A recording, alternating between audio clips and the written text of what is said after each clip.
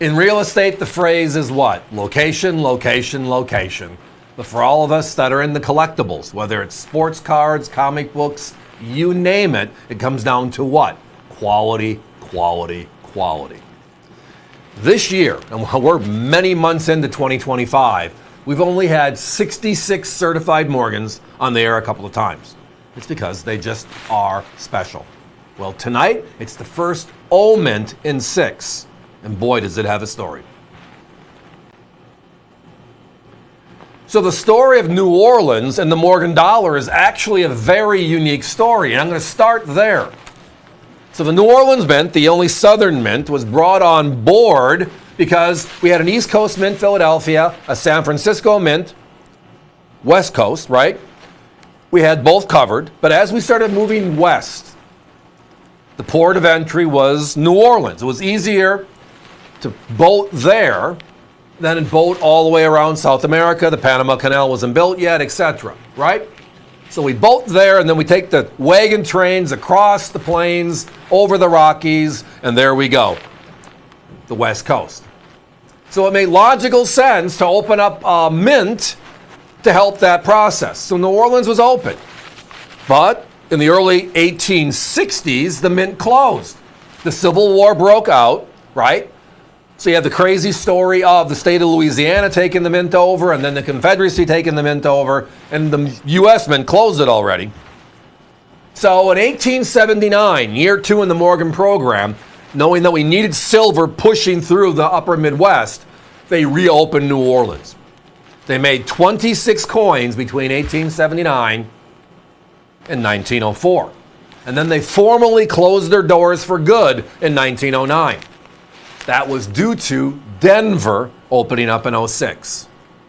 New machinery, it was centrally located, made sense to maneuver our facilities accordingly. Within this time frame, the Southern Mint, the O mint mark, is something special.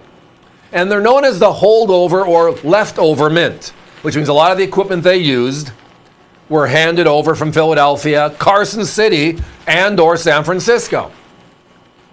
So quality, high-end pieces are just something not normal for New Orleans. Now the grades are the grades, but the look and the feel are just not part of the story. If you go to this one, you look at the 26 different New Orleans minted coins. In 1998, it's a top 10. At actually number 8 in rarity, with only 4.4 million coins on the table to start. So a pretty special coin. Then you add in the Pittman Act of 1918. And I know many of you have heard me talk about this before, but it has a significant impact on coins from the 1890s and early 1900s in the Morgan series. It's the reason why we can't find coins, and when we do find them, we can't find quality. The Pittman Act melted 60% of all the Morgans made between 1878 and 1904, and the silver was used to help the English with their silver certificate issue in India in the middle of World War I before we entered the war. The government didn't keep track of, we melted 2 of this, 3 of this, 1,000 of this. However, today, with the help of NGC here, these are certified coins, PCGS, they record everything they see. So there are some coins where we just know lots of them were melted.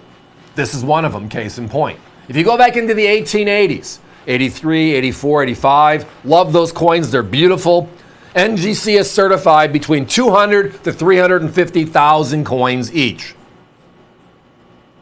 Okay. Now, out of over 10 million coins made, still a small number. Thank you for somebody holding them back so we can actually talk about them today. But then you get to a coin like this, which is the 980, towards the end, which means it would be closer to the door in the vault that they're destroying coins with the Pittman Act. If you look at the numbers here, you're seeing less than 100,000 coins known. So 250, 300 versus 100, significantly less. But then you get to the special heirloom grades. And we call them that just because they're the placeholders in history. There's so few of them known that they always will be on the mantle. Again, NGC's been doing this for 40 years. and they've seen about 100,000 98Os.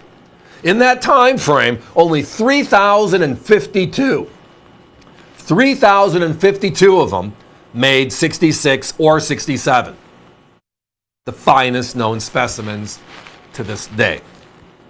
The competition, we found one at $6.99, the second at $7.75, and I'm sorry, those coins had some problems, i.e.